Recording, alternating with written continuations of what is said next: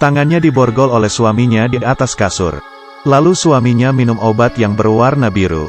Setelah merasa dirinya sudah bisa, kemudian ia bersama istrinya, Jessie, bermain kartu remi. Istrinya sudah terbaring di kasur dengan kedua tangannya diborgol. Saat ingin melakukannya, ia merasa hampir mau pingsan.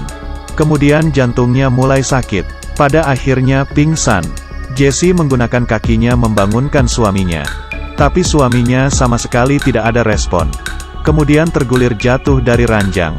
Dia mengira itu adalah akting dari suaminya. Kemudian, ia melihat darah keluar dari kepala suaminya. Suaminya mati, ia pun menjadi panik. Ia tidak bisa melepaskan tangannya dari borgol. Dan kuncinya berada di tempat yang susah dijangkau. Mereka sedang berlibur di tempat yang terpencil.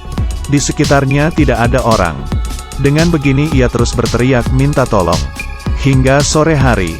Saat itu dari luar ada muncul suara. Apakah ada orang yang mendengarnya dan datang menolong? Ternyata itu adalah seekor anjing liar. Hai kamu yang di sana. Anjing ini mengeluarkan lidahnya. Dan tidak berbicara. Ia melihat darah yang di lantai. Jessie melihat motif anjing tersebut. Menggerakkan kedua kakinya ingin mengusirnya.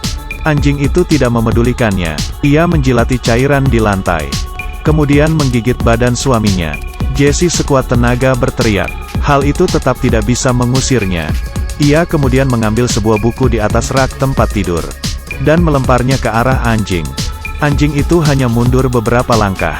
Dan duduk di depan pintu. Dalam keputusasaan, tiba-tiba suaminya terbangun dari lantai. Jessie menyuruh suaminya untuk membukakan borgolnya. Saat itu ia juga melihat suaminya yang tergeletak di lantai. Ternyata ini semua hanyalah halusinasinya. Dia mengetahui sekarang hanya bisa mengandalkan dirinya sendiri. Ia mengecilkan tangannya, berusaha untuk lepas dari borgol. Tak disangka benar-benar bisa terlepas. Ia mematahkan kayu di sebelahnya. Dan akhirnya berhasil. Ia berjalan ke arah pintu dan membalikkan badan melihat kasur. Ternyata itu adalah masihlah halusinasinya. Ia melihat HP di sebelahnya. Kemudian menggunakan kedua kakinya mengambilnya. Kakinya kependekan, sehingga tidak bisa menyentuh HP itu. Bukan begitu, kamu bukannya HP iPhone. Dengan mengatakan, "Hey Siri, bantu aku menelepon polisi," bukannya sudah selesai. Disayangkan, dia tidak mendengar apa yang aku bilang. Waktu berlalu cukup lama. Dia sekarang kehausan. Tiba-tiba teringat di atas rak tempat tidurnya ada air. Ia mengarahkan tangannya ke paling atas. Kemudian perlahan-lahan, meraih ke atas. Air itu perlahan-lahan bergerak. Dia hati-hati melakukan tindakannya, dan akhirnya bisa mengambil sebuah cangkir air. Saat itu, situasi yang canggung muncul. Karena keterbatasan tangannya yang diborgol.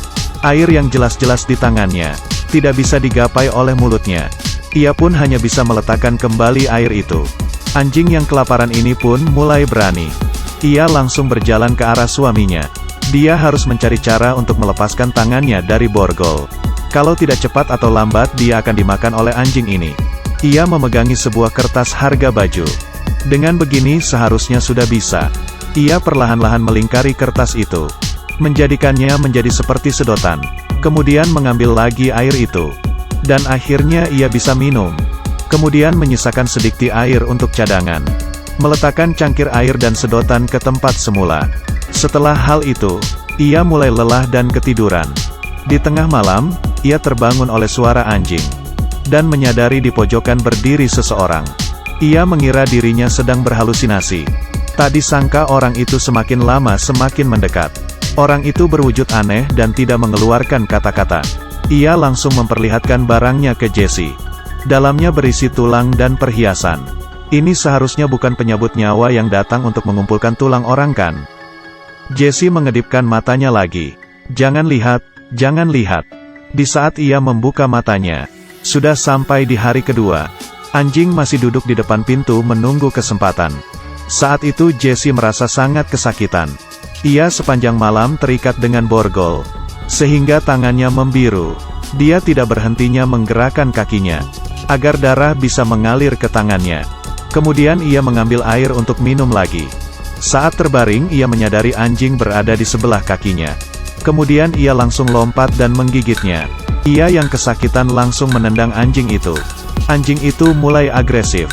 Ia harus dengan cepat mencari cara untuk melepaskan borgol. Ia memutuskan keputusan yang sangat berat. Ia mengambil cangkir, kemudian memecahkannya, lalu memilih sebuah serpihan kaca dari rak di atasnya, dan melukai pergelangannya. Darah mengalir dari tangannya. Ia menggunakan kesempatan itu, dan berhasil melepas tangannya dari borgol. Kemudian ia mengambil HP-nya untuk melapor polisi. Tapi ternyata sudah tidak ada baterai. Tapi untungnya dia mengambil kunci borgol, dan berhasil membuka borgol di tangannya yang lain. Ia mengambil kain untuk menutupi lukanya. Setelah itu, dia bersiap untuk mengambil kunci mobil dan pergi dari tempat itu. Tapi baru berjalan 2 langkah, ia pun pingsan. Tidak lama kemudian, dia terbangun karena kesakitan. Anjing sedang menggigitnya. Setelah mengusir anjing itu, ia mengambil kunci mobil dan pergi.